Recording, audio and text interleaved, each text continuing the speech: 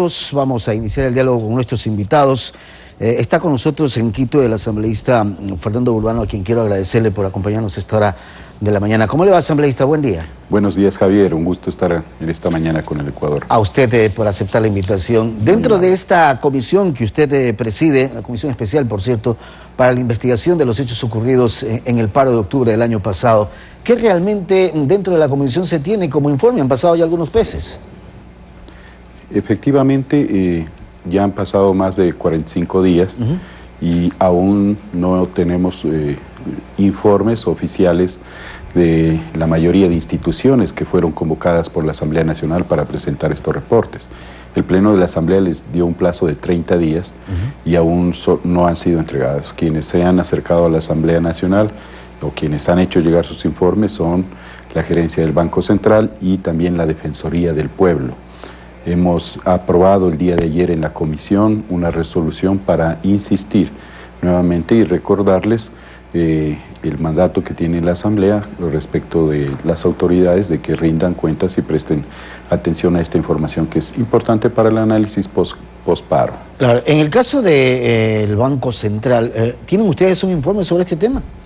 Sí, el Banco Central presentó un informe respecto de las pérdidas y daños del paro nacional que ascienden aproximadamente a 800 millones de dólares, de los cuales 300 millones de igual manera aproximadamente son daños del sector público y 500 millones responden a daños del sector privado. El día de ayer abocamos conocimiento del informe y en las próximas semanas pues estaremos convocando a la gerente del Banco Central para que absuelva las preguntas de los comisionados que harán respecto ya del análisis del mismo. ¿Y quiénes sí han acudido y quiénes no han acudido a esta comisión?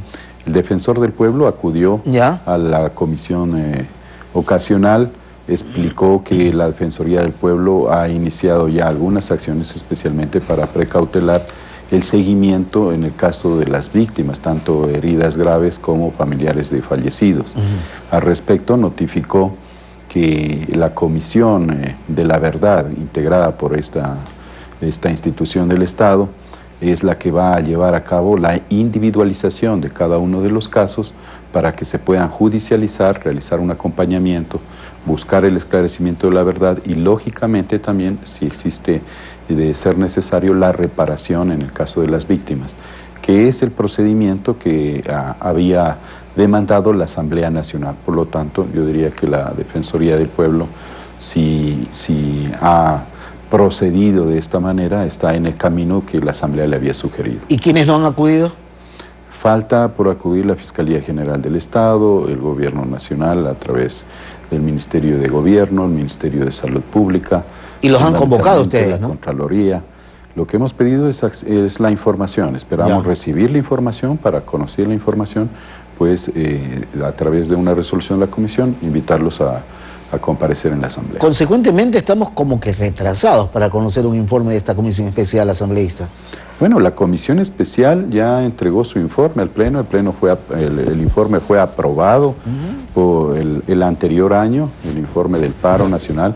Lo que hoy estamos es esperando los informes respecto del cumplimiento de las recomendaciones del estudio que hicimos el año pasado. La comisión, cuando se instaló en el plazo de 2 meses, tal como lo determinó el Pleno, presentamos nuestro informe. Pero en ese informe se demandó información para saber cuál es el estado de las víctimas, cuál es el estado de los familiares de los fallecidos, cuál es el impacto que tuvo el paro en el tema de la economía, cuáles son las acciones del gobierno que se están realizando, por ejemplo, en el caso de la Policía Nacional para capacitación, para formación en temas de uso excesivo de la fuerza, cuál es el cumplimiento que ha dado el gobierno en tanto de las recomendaciones de los organismos internacionales en materia de derechos humanos. Es decir, la Asamblea hizo un sinnúmero de solicitudes a diferentes organismos estatales y les pidió que en el plazo de 30 días den cuenta a la Asamblea de cuáles son estas acciones que han hecho después del paro nacional. Hay que esperar entonces recibir toda la información para tener un balance general de todo esto ocurrido en octubre. El balance fue realizado. Lo que nosotros vamos a hacer con la información que nos entreguen las entidades es hacer seguimiento a las resoluciones de la Asamblea Nacional. Lo otro, asambleísta, ¿cómo está el tema de estas reformas a la ley legislativa?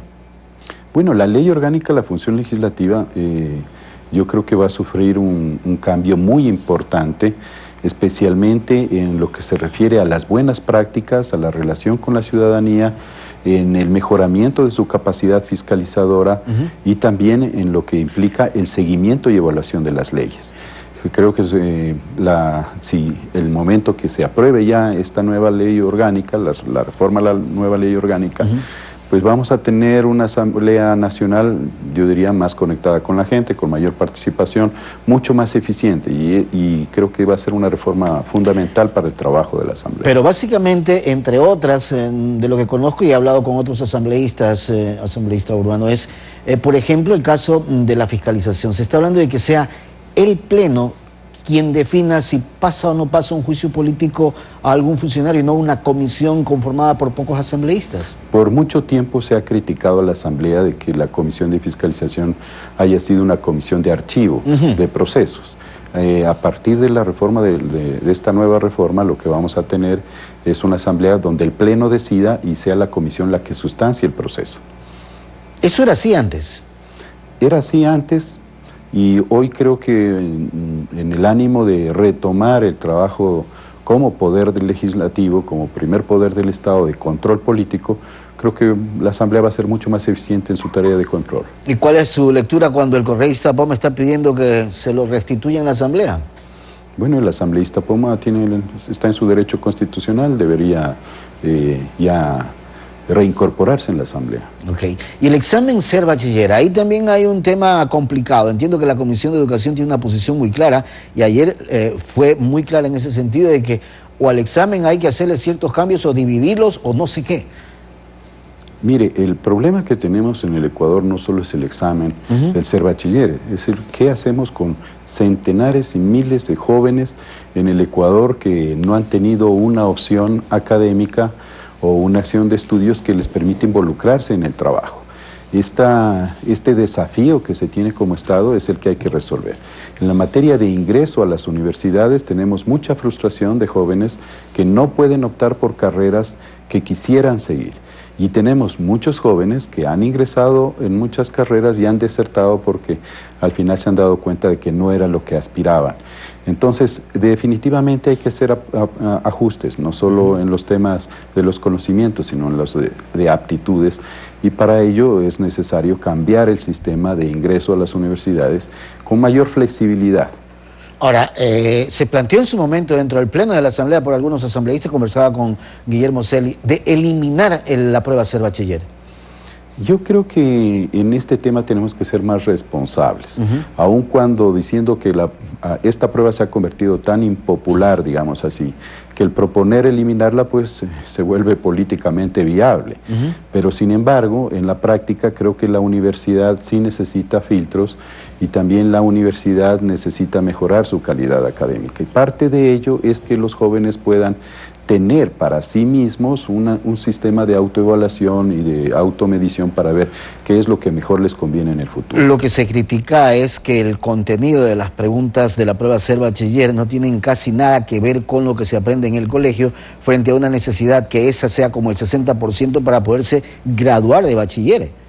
Lo que hay que evaluar son las aptitudes más que los conocimientos. Correcto. Y esos son los ajustes que hay que hacer. Y así creo que está en función la Comisión de Educación. Hay que ir hacia eso.